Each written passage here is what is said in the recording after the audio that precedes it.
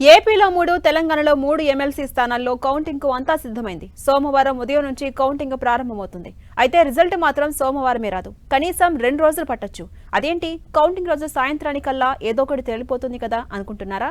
లేనే లేదు. ఎందుకంటే జనరల్ ఎలక్షన్స్ కి గ్రాడ్యుయేట్ ఎమ్మెల్సీ ఎలక్షన్స్ కి ఉన్న తేడానే అది.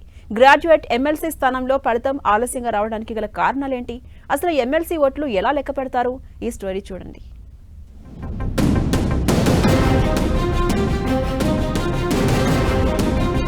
తాజాగా తెలుగు రాష్ట్రాల్లో జరిగిన 6 ఎమ్మెల్సీ స్థానాలకు బ్యాలెట్ పేపర్ విధానంలో పోలింగ్ నిర్వహించారు. ఏపీలో 2 గ్రాడ్యుయేట్లు, 1 టీచర్ ఎమ్మెల్సీ స్థానానికి ఎన్నిక జరగగా, తెలంగాణలో 2 టీచర్, 1 గ్రాడ్యుయేట్ స్థానానికి ఎన్నిక నిర్వహించారు. ఓట్ల లెక్కింపు సోమవారం ఉండగా, గ్రాడ్యుయేట్ ఎమ్మెల్సీ స్థానాల ఫలితం వెలువడటానికి 2 నుంచి 3 రోజుల సమయం పట్టనుండగా, టీచర్ ఎమ్మెల్సీ స్థానాల్లో ఫలితాలు సాయంత్రానికల్లా వచ్చేస్తాయి.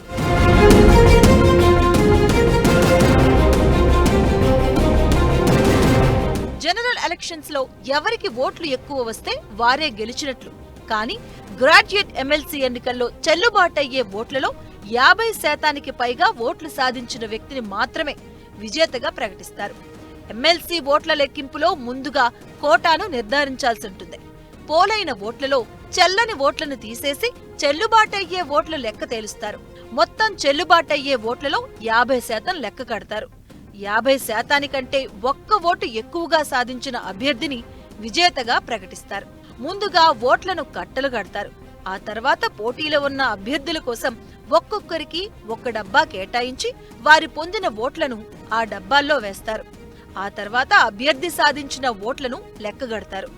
ఉదాహరణకు మొత్తం 2000 ఓట్లు పోలైతే వాటిలో 1800 ఓట్లు చెల్లుబాటైతే 901 ఓట్లు సాధించిన వ్యక్తి విజయం సాధిస్తారు. మొదటి ప్రాధాన్యత ఓట్ల లెక్కింపు తర్వాత ఏ అభ్యర్థి 901 ఓట్ల కోటాను చేరుకోకపోతే ఎలిమినేషన్ ప్రక్రియ ప్రారంభిస్తారు.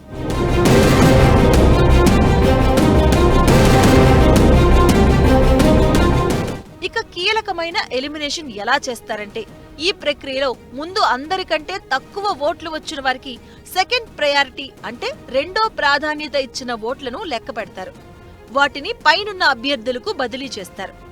ఒక అభ్యర్థి ఎలిమినేషన్ తర్వాత కోటా ఓట్లు ఎవరికీ రాకపోతే మరో అభ్యర్థిని ఎలిమినేట్ చేస్తూ కోటా ఓట్లు వచ్చే వరకు ఎలిమినేషన్ ప్రక్రియ కొనసాగిస్తారు.